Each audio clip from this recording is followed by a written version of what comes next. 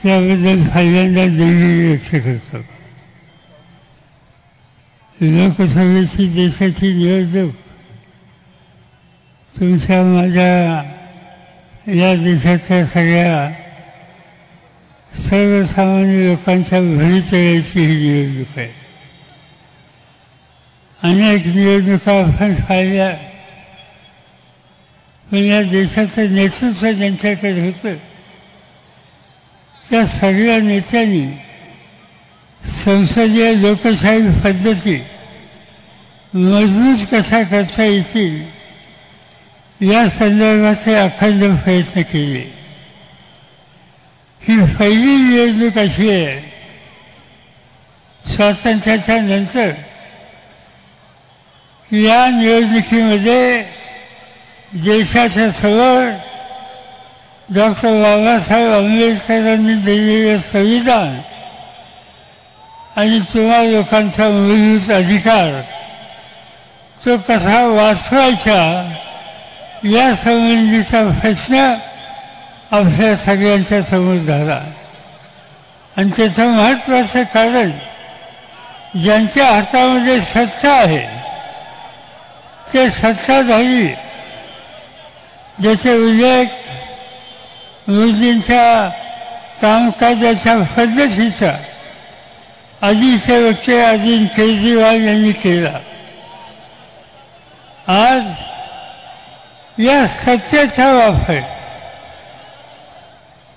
प्रधानमंत्र्यांच्या मनाच्या विरुद्ध एखादी भूमिका कोणी मांडत असेल तर त्यांना उद्ध्वस्त कसं करता येईल या संबंधीची कामगिरी आजच्या प्रधानमंत्र्यांच्याकडून होते.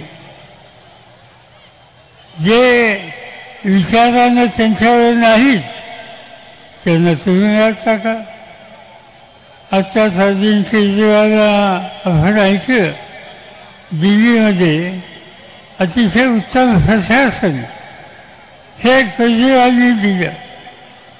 तिथल्या शाळा शैक्षणिक क्षेत्र अतिशय उत्तम रीतीने चालवलं गेलं. लोकांना आरोग्याच्या उत्तम सुविधा ह्या ठिकाणी त्यांनी दिल्या आणि दिल्लीचा चेहरा बदलण्याच्यासाठी प्रयत्नाची पराकाष्ठा करणं हा आपला धर्म आहे हे समजून अरविंद केजरीवाल त्या ठिकाणी काम करतात.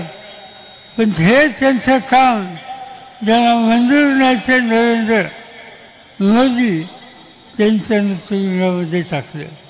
का तर कुठेतरी धोरण ठरवलं. मुख्यमंत्र्यांना राज्यकर्त्यांना वेगवेगळ्या प्रश्नावर धोरणं ठरावी लागतात आणि ते धोरण त्यासाठी त्यांना तुरुंगात टाकलं. त्यांच्या मंत्र्यांना तुरुंगामध्ये टाकलं. अनेक देशातल्या विरोधी पक्षाच्या नेत्यांना तुरुंगामध्ये टाकलं.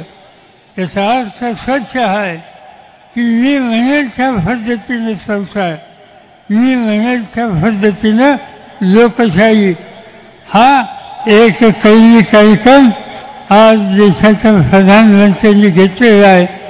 आणि हे असंच चालू राहिलं तर माझी खात्री आहे की तुमचे माझे सगळ्यांचे अधिकार उद्ध्वस्त झाल्याशिवाय हे ग्रस्त स्वस्थ बसणार नाही. त्यांनी टीकाची टिप्पणी केली. शिवसेनेच्या संदर्भात नकली सेना म्हणजे अरे ज्या बाळासाहेब हिंदू हृदय सम्राट बाळासाहेब ठाकरेंनी तुमच्या संकटाच्या काळामध्ये तुम्हाला वाचवायचं काम केलं हे महाराष्ट्राला माहिती आहे.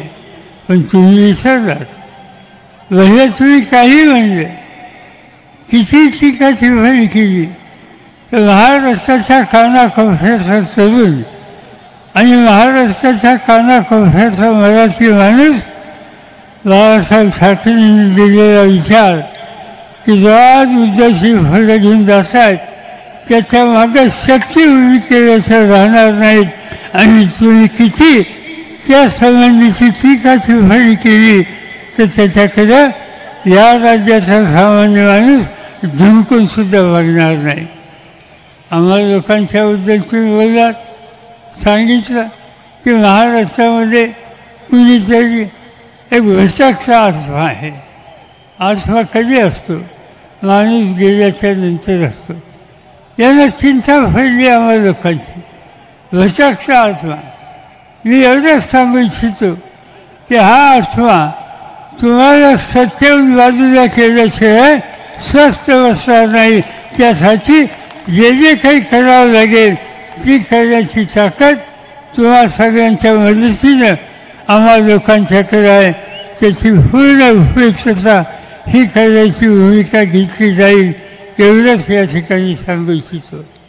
लोकशाही संकटात आहे, संविधान संकटात आहे, महाराष्ट्राचं हित संकटात आहे. या सगळ्यातून सुटका करायची असेल तर आपल्याला एकत्र राहावं लागेल. कुणी काही म्हणलं तर आज महाराष्ट्रामध्ये हे जे महत्त्वाचे पक्ष एकत्र आले त्या ऐक्याच्या जोरावर आणि तुमच्या पाठिंब्याच्या जोरावर उद्या ज्या वेळेला निवडणुका येतील त्या आलेल्याच आहेत, चालू झालेल्याच आहेत. या निवडणुकीच्या प्रक्रियेमध्ये भाजप आणि मोदी या प्रवृत्तीचा पराभव करणं हे तुमचं माझं काम आहे. मुंबई शहराच्या निवडणुका या ज्या 2 दिवसावर आलेल्या आहेत त्या निवडणुकीचा पुरेपूर लाभ तुम्ही घ्या आणि उत्तम प्रकारे या ठिकाणी भाजप आणि मोदी या प्रवृत्तीचा पराभव करा हीच विनंती करतो आणि माझे 2 शब्द संपवतो. धन्यवाद पवार साहेब.